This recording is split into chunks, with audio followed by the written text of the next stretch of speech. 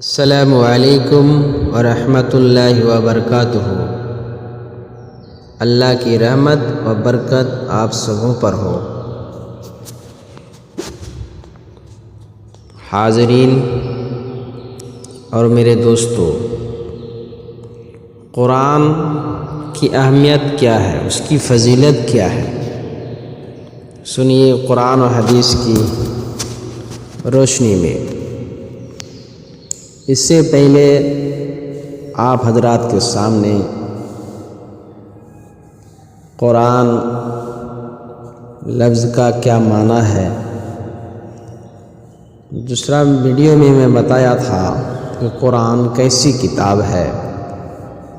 اس میں قرآن کی اہمیت و فضیلت کے سلسلے میں آپ کو بتانے جا رہا ہوں۔ محترم بزرگوں دوستو، قرآن شفاء و رحمت ہے۔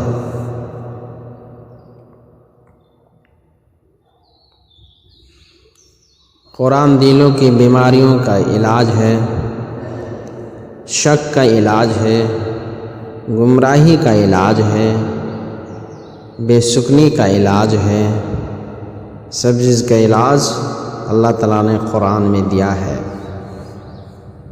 سورہ بنی اسرائیل آیت نمبر 82 اللہ فرماتا ہے،